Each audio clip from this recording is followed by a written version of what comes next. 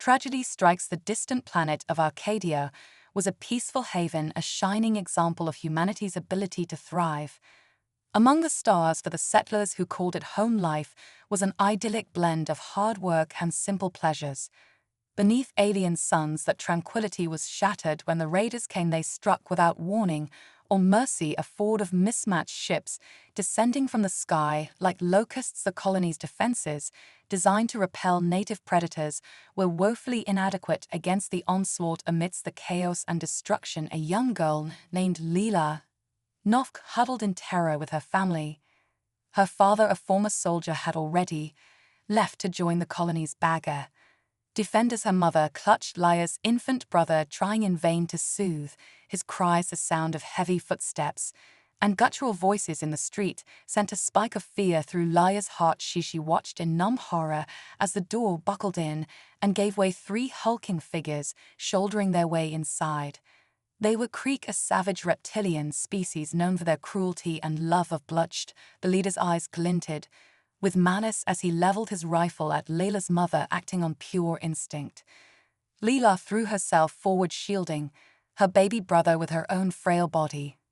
She squeezed her eyes shut, bracing for the shot. Pain exploded in her chest, stealing her breath as darkness closed. In Laya's last thoughts were of the little boy still cradled beneath her. She hoped it had been enough miles away in the burning ruins of the colony's command center. A desperate transmission winged its way toward distant Earth, carrying with it a plea for justice and a terrible reckoning to come on the blood-soaked streets of Arcadia. A human child blazed still, her life cut short by an act of senseless brutality.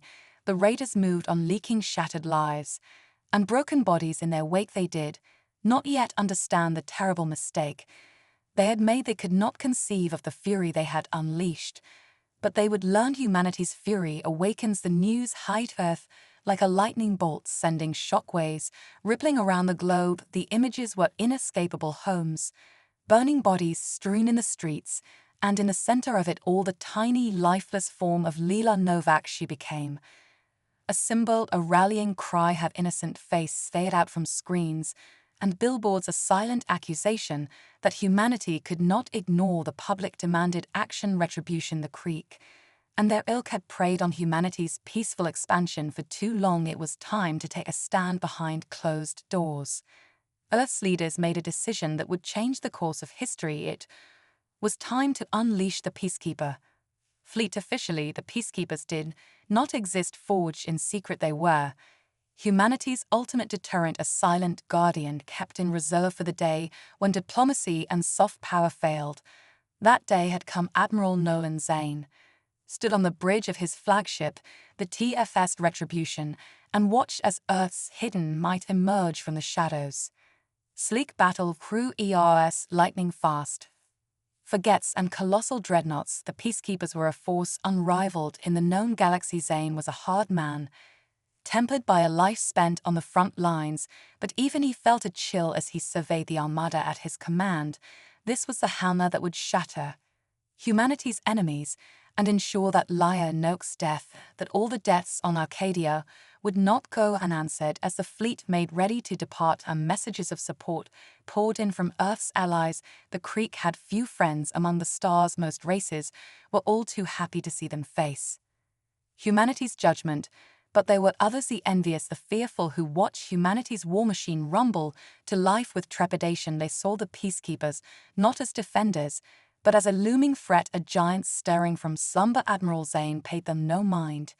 His gaze was fixed on the stars, on a distant world that cried out for vengeance. Set course for Arcadia, he commanded, his voice cold and resolute. We have monsters to hunt, the retributions. Engines surged, the dreadnought's hull shuddering with barely restrained power. Around it, the fleet leaped forward as one, tearing holes in the fabric of space-time. Humanity's fury had awakened, and the galaxy would tremble before it.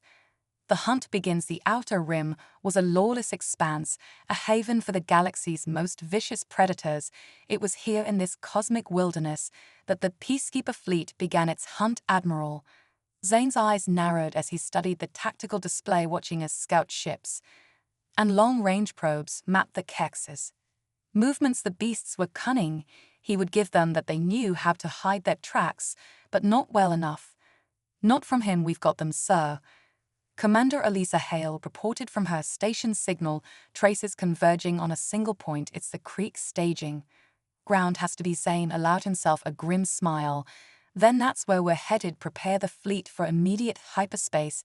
Jump the retribution. Shuddered as its dry spooled up the fabric of reality, straining against the ship's immense bulk. Then with a blinding flash the dreadnought vanished.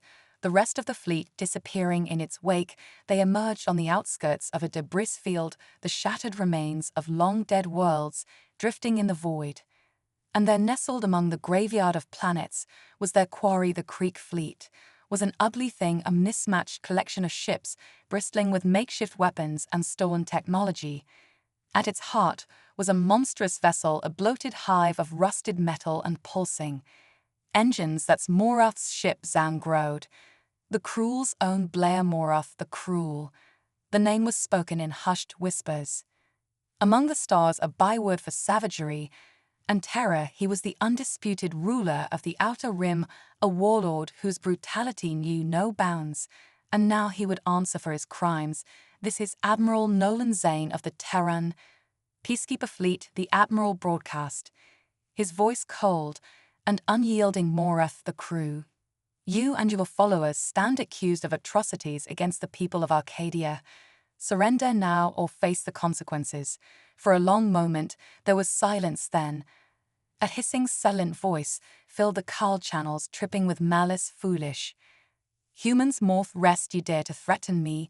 I will fay the skin from your bones and feast on your entrails. I will. Zane cut the transmission with a flick of his hand, disgust etched on his features. I'll take that as a no to surrender, he said. Dry, he turned to his crew, resolve hardening his gaze. Weapons free. Let's show this bastard what happens when you spill human blood across the fleet. Gun ports slid open and missile bay thawed to life. The peacekeepers had come to deliver a message written in fire and blood.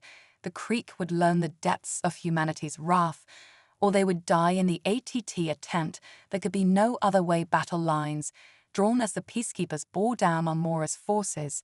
The galactic community held its collective breath. The repercussions of this single engagement could reshape the balance of power for generations to come. On the neon-lit streets of 100 worlds, sense of all races huddled around newsfeeds, watching the drama unfold in real time. In the halls of power, leaders engaged in frantic diplomacy, trying to position their civilizations to benefit from the coming upheaval. For the Galactic Council, the governing body that had long sought to maintain peace among the stars, the situation was a nightmare come to life. As the designated mediator for interstellar disputes, the Council was duty-bound to intervene.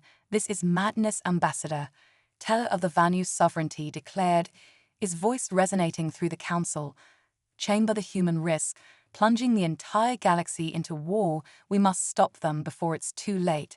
And how do you propose we do that? Councillor Zara Wren asked pointedly. The peacekeepers are operating entirely within their rights. The Creek struck first. Humanity is entitled to defend itself. Defend itself. Yes, Teller shot back.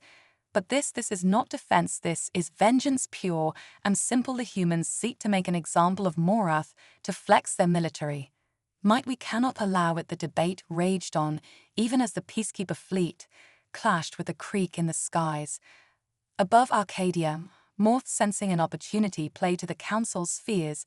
See how the humans bare their fangs, he broadcast across every available frequency. Today, they come for me, but tomorrow who among you will be next to feel the sting of their wrath? Join me, and together we will check humanity's aggression before it consumes us all. It was a siren song, and not all were deaf to its tune. In hidden strongholds and shadowed enclaves, old grudges stirred and secret pacts were made. The simmering resentments that had long lurked beneath the veneer of galactic unity bubbled to the surface, drawn forth by Mor's call to arms. But there were those who saw through the KAC warlord's duplicity. Among them was Ilara, Thorn Earth's ambassador to the Council. The Cax slaughtered innocent civilians. Thorn reminded the assembled councillors her voice ringing with conviction. They murdered children in their beds. These crimes will not go unanswered. If the council will not stand with us, then by God humanity will stand alone, and stand they did, even as Morth rallied his outer rim allies, and the council deathed the peacekeepers. Pressed their attack, the TAC ships were tough and heavily armed, but they were no match for the sheer technological might of the human fleet. One by one, Morath's enforcers fell shattered by the peacekeepers' relentless onslaught, but the warlord himself remained elusive, always slipping away, just as victory seemed within reach. Admiral Zane gritted his teeth as another salvo rocked the retribution shields. Morth was leading them on a merry chase, buying time. For what did the beast have in store? Keep the pressure on, Zay ordered, his eyes hard. We end this here and now. No matter the cost, the battle lines had been drawn. The fate of the galaxy hung in the balance, and humanity, for better or worse, would see this through to the bitter end. Shockwave, as the battle raged above Arcadia, Morth played his final fin. Desperate card, behold, he roared across the sea channels, madness and malice dripping from every word. Behold the instrument of your destruction, humans. The planet killer comes, and with it your doom. Admiral Zane's blood ran cold as a new contact blinked into existence. On the tactical display, it was massive, easily dwarfing even the largest of the peacekeeper dreadnoughts, and it was coming straight for Arcadia. Analysis. Zane barked, his knuckles white on the command console. Unknown design, but the energy readings are off the charts. Commander Hale reported, her face ashen. If that thing hits the planet, she didn't need to finish the sentence. They all knew what was at stake. All ships knew. Target, Zane rolled, convergence on that doomsday weapon. Now we take it out or we die trying. Across the battlefield, human vessels peeled away from their engagements, racing toward this new terrifying threat. Fighters and bombers swarmed around the behemoth like angry wasps, peppering its hull with ordnance. But even as explosions blossomed across the planet killer surface, Zanin could see it was not enough. The thing's armor was too thick, its shielding too strong. It shrugged off the peacekeepers' attacks like raindrops, implacable in its advance.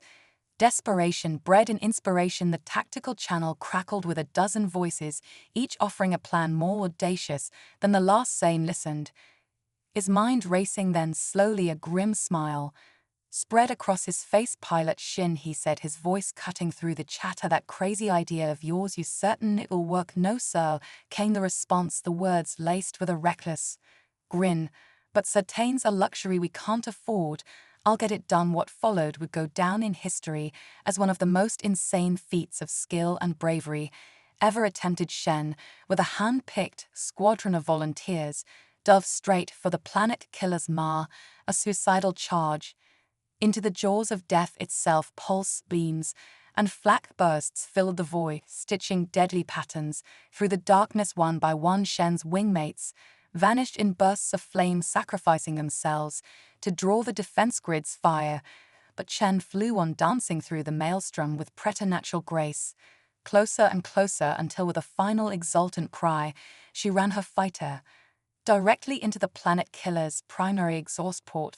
For a single breathless moment, nothing happened. Then the doomsday weapon convulsed, explosions rippling down its length as Shen's ship tore through its guts like a white-hot lance. Secondary detonations followed, the planet killer's reactor going critical.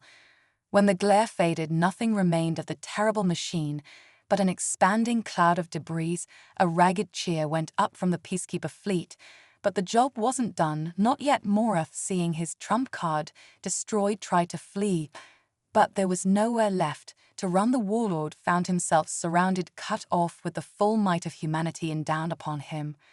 Morth, Admiral Zane's voice was thunder, amplified by 1,000 broadcasters, for crimes against humankind, for the innocent blood on your claws. I find you guilty. The sentence is death. The CAC's flagship crumbled under the weight of the peacekeeper judgment. Ital, splintering atmosphere igniting, and with it Morath, the cruel scourge of the outer rim, met his end, a tyrant consumed by the fire of his own making. But even as the last embers cooled, Zane knew this was only the beginning. The battle was won, but the repercussions were just starting to unfold. Humanity had shown its fangs and the galaxy would never be the same. Reckoning in the wake of the Battle of Arcadia, a stunned silence descended over the galaxy. The creek, once the terror of the Outer Rim, had been broken, their power shattered by the fury of the Peacekeeper fleet. Morth the Cruel was dead. His reign of terror ended at last. Those of his followers who had survived the engagement fled into the depths of space. Scattered and leaderless on Arcadia, the settlers emerged from their bunkers to a world transformed. The great cities lay in ruins, the once verdant fields scorched and lifeless. But they were alive, and they were free. The peacekeepers had kept their promise. Across the planet, memorials were raised to the fallen statues of Lila Novak, and Pilot Shen stood proud and tall, testaments to the sacrifices that had bought Arcadia's salvation. But while Arcadia rebuilt, the wider galaxy trembled, for the display of humanity's military might had not gone unnoticed. In the Galactic Council, the recriminations flew fast and furious. There were demands for sanctions against Earth, for the peacekeepers to be disbanded, and their leaders brought to trial. But cooler heads prevailed. For every voice to crying human aggression, another rose in humanity's defense. Whatever the peacekeeper methods, they argued their cause had been just. The creek had struck first. Humanity had merely finished what they started, and beneath it all ran an undercurrent of fear. For if this was the might humanity had kept hidden, what other secrets did the Terran hold? How deep did their strength truly run? There were no easy answers, only a galaxy left to grapple with a new and uncertain dawn. For Admiral Zane and his victorious fleet, the taste of triumph was bittersweet. They had accomplished their mission, but the cost had been high too. Many good men and women would not be returning home. But even as they mourned, the peacekeepers stood tall. They had shown the galaxy the medal of humanity, the lengths to which they would go to protect their own. Let the politicians and the pundits swabble. The fleet had done what needed to be done, and on a small blue world a family grieved. Novak's parents, their hearts heavy with sorrow, looked to the stars and whispered a prayer for the daughter they had lost. But even in their grief there was solace, for they knew that Lila's sacrifice had not been in vain. Her death, terrible and tragic though it had been the spark that ignited a fire that had burned away a great evil and ensured that no other family would suffer as they had. Humanity had been tested, and it had emerged stronger, united by a common purpose. The road ahead would not be easy. There would be challenges, threats both old and new. But one thing was certain: when the next crisis came, when the next enemy threatened the peace and security of humanity's worlds, the peacekeepers would be ready, for they were the watchmen on the walls, the guardians in the night. They were the best and brightest of the species that had clawed its way from the mud to the stars. They were human, and they would not be broken. Epilogue. In a quiet corner of Arcadia, a father knelt before a small, simple grave. Tears streamed down his face as he traced the letters carved into the headstone. Layla Novak, beloved daughter hero, I miss you so much, little angel, he whispered, his voice thick with emotion. Every day, every hour, but I want you to know you're mommy, and are we so proud of you, so very proud. He placed a single flower on the grave, a splash of color against the gray stone. The galaxy knows your name now, he continued. They know what you did, the sacrifice you made. You've become a symbol, a beacon of hope. For so many, he stood, his eyes never leaving the headstone. Sleep well, my brave girl, your fight is over, but ours is just beginning. We'll take up the torch you lit, and we'll carry it forward for you, for all of us, with a final loving touch. He turned and walked away. Behind him, the sun dipped toward the horizon, painting the sky in shades of fire and gold. A new day was dawning, a new age, the age of humanity.